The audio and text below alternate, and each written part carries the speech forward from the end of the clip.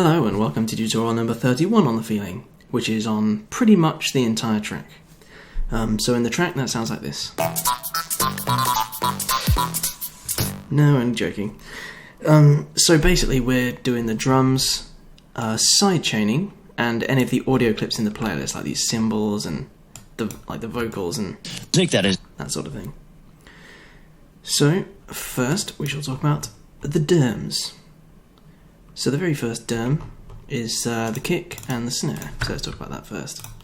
Also, I'm not going to be recreating anything in this because none of it's very complicated. So, the kick and snare are both like cymatic samples which a friend sent me. Sorry, I mean, I purchased legitimately, right?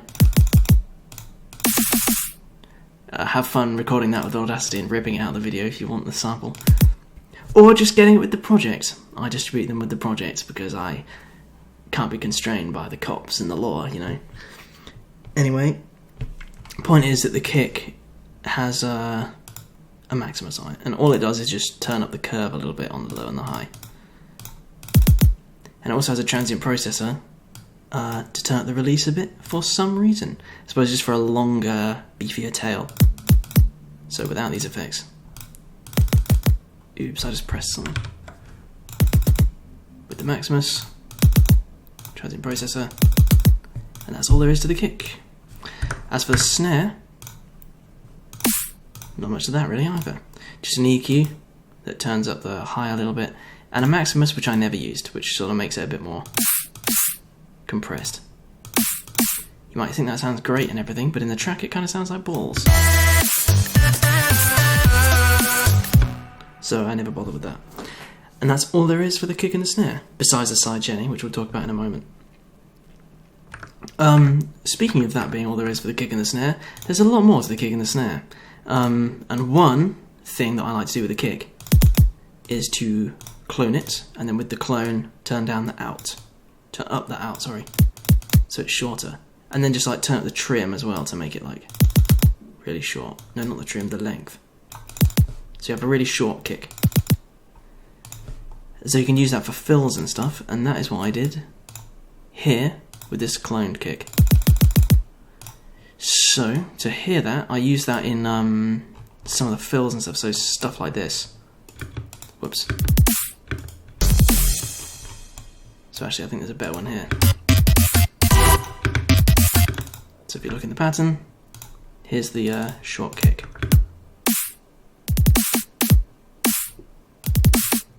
And you notice I've done the same thing to the snare as well.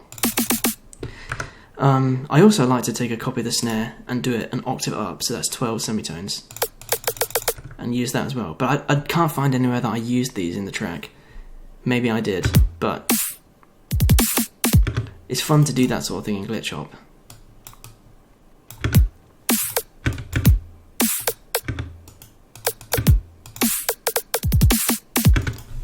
Sounds pretty cool, but I don't think I did it in this track. So the next thing with the kick is somewhere I have a reverse kick. It's a pretty cool trick to do when you're trying to introduce a big impact. So with this, there's a big use your reverse kick, mate.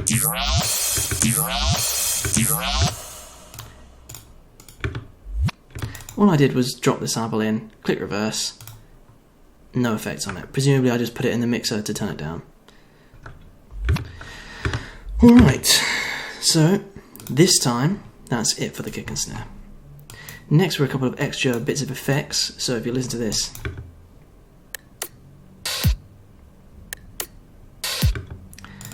All this is our short kick, which we've already heard. A little click sample I found somewhere. I think it's one of the FL Default samples. Panned all the way to the left, and a short snare panned all the way to the right. So it's just two things panned on opposite sides. And then a short kick towards the end, and then an open hi-hat. So nothing extravagant going on with the effects. The short kick, you've already seen. These click things, just an EQ turning up the high a bit. And the hi-hat, just a convolver and an EQ that I decided I hated, I suppose. and a transient processor to increase the attack a bit. So nothing too much going on there. So if I listen to the drums with the effects, it sounds a bit like this. So without, whoops. Oh, bollocks. Then the effects. Pretty cool. So next is the hats and shakes. What I did for the hats was, well, a hat, unsurprisingly, on each and every other beat, I think. Yeah. And then again, panned left and panned right, I just have two slightly different shaker sounds. That's about it. I'm not sure where these came from, to be honest with you. Maybe they're FL default, I can't really remember, but it's not so important. And these are routed into the same thing as whatever the hell it was we just talked about. Oh yeah, the open hi-hat, yeah. So a little bit of attack on the transient processor. Because they're short sounds, I want them to be clicky. And you'll also notice that I've split the drums, the little extra drum effects, and the hats and shakes into separate patterns. So that at the beginning, I can just have just a few things, and I don't need to, if I want to add an extra hat in there somewhere, change every single pattern which uses it. I just put them together in separate patterns in the playlist kind of thing. So if I want to change the hats, it changes in everywhere they play, like. So I suppose, why not just put them all together like this? Hats, kick and snare, effects. Pretty cool. So that's all there is for the drums. That's everything there is to know. Except for the toms, which I forgot about. I keep doing that. Toms, yet again, simple shit. So it is just 3 tom samples of different pitches.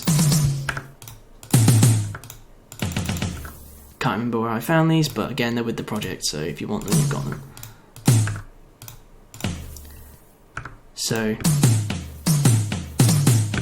you'll notice that the high tom is panned all the way to the left, and the low tom is panned all the way to the right. Oh, but it doesn't sound like it is. That is because in the effects, there's a dimension expander putting a little bit more into each channel.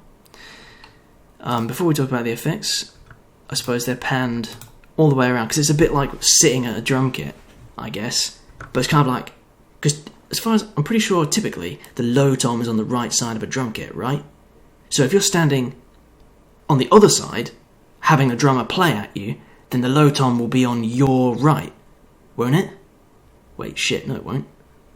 Oh, bollocks. Well, I was trying to think, like, this is what it would be like if a drummer was playing for you. They'd be slightly differently panned, wouldn't they? But no. But in any case, it just sounds cool. So let's talk about the effects. OTT, lazy EQ, turn the low all the way down. Too busy to turn this knob that day. Mid and high, self-explanatory really. So let's turn off all the effects. Then a transient processor. I'll talk about this EQ in a moment. To turn up the attack and down the release a little bit. Now I noticed that the OTT adds a pretty beefy release onto it. I think it would probably be nicer actually if I turn the release down even more. Rather than something like this. But whatever, I'll leave it here. Dimension expander, which I already talked about, a bit more stereo width. And an EQ, just for taste I suppose. And a high pass, and says, is there a kick playing with it? Yes. Right, so what the hell is this? Well, it's just a high pass. I find, for some reason, it's really cool to put a high pass on a fill. So as you can see, this is just automating the frequency down. And the mix level is at 0. And then I just briefly, with this envelope, automate it up while we're doing the frequency, and then down at the end, just so that we don't have a high pass like this messing with our precious frequencies. So, well, that is the toms. Now I'll talk about how, in this track, I did the sidechaining. So the way I normally like it, well, okay, so the way I used to like to do sidechaining at the time is crack open the mixer. First thing you do at the beginning of the project, now I have my default project template do this. You just hold Control Shift, hold click, select every single thing, and then right click and route to some particular insert, so they're all in the same one, right? So you'll see that pretty much everything is going through this to-be-sc insert, and to-be-sc is short for to be sidechained, and sc is sidechain. So you route the kick and the snare to sidechain, and then everything else to be sidechained, if you want it to be sidechained, right? If you want it to be dipped by the kick and the snare. And then, rather than doing any actual sidechaining, I just so route the kick and the snare to sidechain, and then on the sidechain have a peak controller. So let's find the kick and the snare. So the kick and snare are going to the sidechain, and then you have a peak controller like this, which has the audio level, basically. And then you just take the volume knob of the to be sidechained insert, and then just do the peak of the peak controller, wherever the hell it is. Here it is. And then you just do, so by default it's input, 1 minus input, so it's upside down, and then times the whole thing by 0.8, so that the slider only goes to 80%, which is an unchanged volume, because if you turn it up, it goes above volume, doesn't it? We don't want to turn it up. There we go. Beautiful. So this is how I did it for this track. For some reason I feel like actually sidechaining with a compressor is kind of a hack. I understand why people do it with hardware, but I don't really understand why people still do it as software. Like, why don't you just use peak controller? Isn't it basically the same thing? But whatever.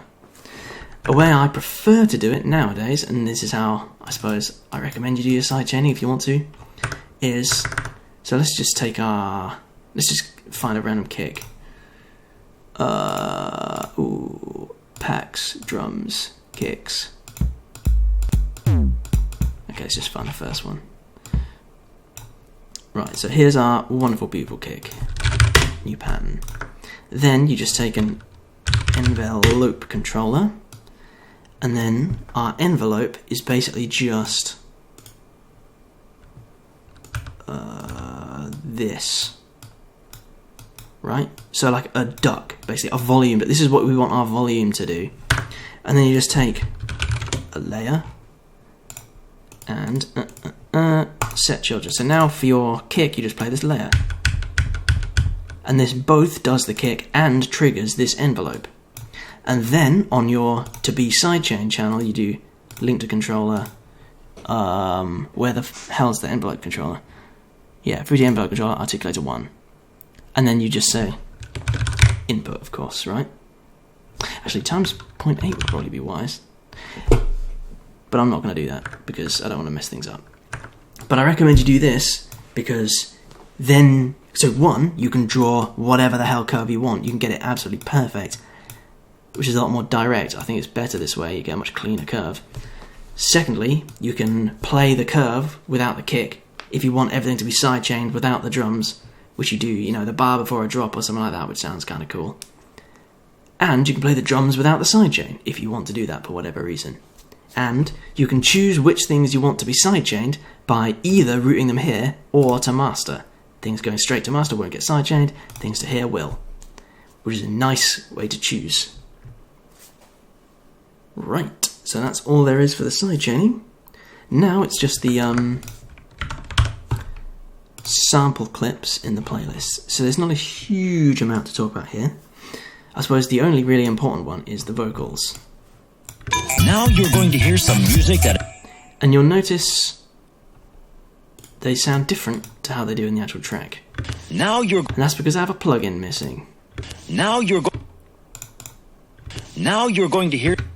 So... Oh, as for where I got these samples, I can't remember. I saw them in a sample pack ages ago. No idea where the hell they came from. But I'm pretty sure they're really old and public domain, so it's all good, probably. So yeah, OTT. Now you're enough. going to hear... I think the OTT is mostly just to make it easier to hear above everything. Now you're going to hear some music that is just the opposite of soft music. Just crank it up, particularly the high. Now, Okay, fine, maybe not particularly high. Turn off the low. Fair enough. And then just, like I say, EQ to taste. now you're going to hear some music that is just the opposite of soft music. I think I'm It makes you feel like turning up the high to make it easier to hear, and the 4 just because I can get away with it. But turn this part down, even though I think this is where vocals have their most noticeable vocally valley sounds. I just turn that bit down a bit because it's kind of conflicting with the lead. That's where the lead lives, everyone knows that. I want it to be hearable over everything else, hence turning it up, but not conflict with the most important shit. So turning this bit down. Dimension expander. I think this was to make it more noticeable as well, to be honest with you. And I suppose it also sounds kind of weird having something with no... Like, having a bit of stereo width, I suppose, makes it sound a bit more sort of like it's in the room kind of thing, a bit less of a... It's kind of the equivalent of, like, having really crappy green screen, you know, where the foreground just doesn't blend in at all with the background because it's shot in a completely different place, like. So I'm adding a bit of, like, dimension expander to it, and it sounds a bit more... a bit less uncanny valley... randomly added into the track kind of thing. now you're going to hear some music that is just the opposite of soft music. But it's pretty subtle. This fruity wrapper is a free plugin called iZotope Vinyl, which is basically just like a lo-fi distortion kind of plugin. It's supposed to make the sound like it's coming through a shitty vinyl record, which is the whole point of the name, right? So unfortunately, thanks to time, the original settings have been mangled. Fuck knows what happened to it. So don't use vinyl, because this will happen to it, basically. And the other reason you shouldn't use it is because it wants an email, and it wants you to sign up to download it, and it wants you to verify online. Even though it's free, they just want to piss you off for the sake of it, right? Really pisses me off. Fortunately, though, at the moment, their thing where you sign up to it doesn't expect you to enter any legitimate information. So, free download. What's your email address? fuckyou@fuck.you. Have to remember that, though, because you'll need it when you use it in a minute. Type whatever the hell you want. Boom, there's your serial. So you can use that if you want. And it doesn't make you verify your email address or anything like that. But that really pisses me off. But never mind. So the deal with vinyl is... Now, I suppose... Right, there we go. now you're going to hear some music that... So it has like background, there's like mechanical noise, right? Electrical noise. Now you're going to hear some music that is just... Now you're going to hear some music that is just the opposite of soft music. Now you're going to... So I would have used something a bit like this. Now you're going to hear some music that is just the... So, don't use iZotope Vinyl for the reasons mentioned a moment ago. Also because it verifies online. When the verification thing goes down, all your projects using it won't work anymore, which is bollocks. But whatever. The year thing is pretty much just a high pass. Now you're going to hear some music that is just the opposite. Things like mechanical noise, electrical noise, vinyl dust, you could and like scratches, you could surely get samples for, right? Vinyl dust, I actually have a tutorial for I made ages ago. I'll put it in the description. I accidentally found an interesting way to synthesize vinyl dust. At the time, though, I didn't know it was vinyl dust, so I called them Bioshock Voxophones. But whatever.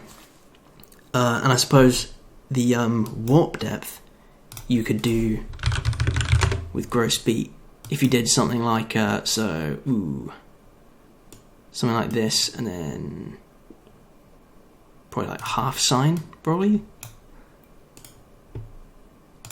something a bit like that, right? Now you're going to hear some That is just... Okay, except a hell of a lot less, kind of like this. Now you're going to hear some music that is just the opposite of soft music. It makes you feel like rooting for your favorite... So that's the right sort of thing, but less than that. Now you're going... So you can pretty much do iZotope Vinyl without it, and I'd recommend you do, but whatever. Now you're going to... And then Maximus, for some reason. Now you're going to... I think that's just because much of the high was removed by iZotope Vinyl, which made it kind of hard to hear, but I wanted to preserve some of the degradation of it, So I just cranked the low and the high back up. Now you're going to hear some music that is just the opposite of soft music. And a reverb, which I didn't use because it sounded like bollocks. Now you're going to hear some... Now you're going to hear some music that is just the opposite of soft. So something a little bit like that. So the other samples in the playlist include these cymbals, Vengeance Electrical Essentials 2, Crash, right? Yeah, Vengeance Electrical Essentials 2, Crash number 2. I regard as the holy crash, the very crash I've used for basically all my tracks since forever. When you hear this crash, you know that Zemja's around, you know? This is the crash as far as I'm concerned. Perfect. But in any case, there are a couple of times it's reversed. So take it, make unique, reverse, and then turn the volume down quite a bit. So that the reversed one's quieter, obviously. And as you can hear, there's some reverb on it, and some EQ, but that's about it.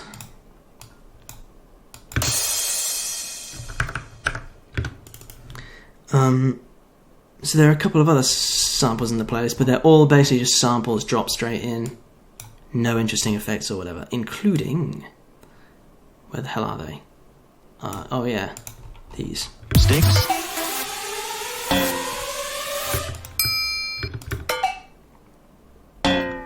So these are just not even routed to a mixer channel, just samples dropped in. But I suppose, I guess as part of the tutorial, cool places to find samples. Whoops, findsounds.com, right? Just search engine for samples. Pretty cool. What should I search for? Feeling. Alright, shit. Maybe it's not that good. Fine. Drum. Bollocks. Play me an MP3. Alright, so if you want to find just something like this, like just a triangle, or whatever, this is probably where I would go first. But other random cool sites for finding samples. Getyarn.io, a website that lets you search for a phrase and it will find you a movie clip with that phrase. Pretty cool for finding like voice samples for drops and stuff. There's also drop sound that somebody might say. Ooh, just like drop the beat. Just movies. What's this? Anson, drop me a beat. Anson? That sort of thing. Kind of useful. Shouldn't have closed my browser because there's one more for the same sort of thing. Playphrase.me. Obviously I'll put links in the description to these. So you just search for a random phrase. Cool speech. Okay, fine. Words. Word. It's a cool word. That sort of shit, right? Maybe you could find some cool samples to use. So that does it for the rhythm sticks. The very last thing to talk about for this video is that I've used a high pass on the master in all kinds of places. Except for there. Wait.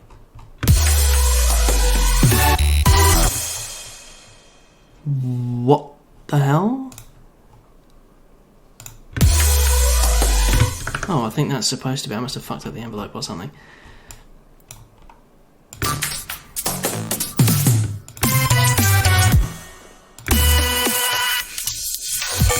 Right, such as here.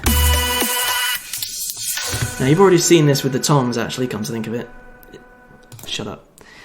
It's exactly the same thing, just a mix level envelope that goes up and then down so it doesn't mangle the rest of your track. And a little volume automation. I mean frequency automation. Has anyone noticed in FL, if you have a straight down on an EQ, it sounds kind of weird. It creates kind of an annoying click. So to avoid that, a fade out.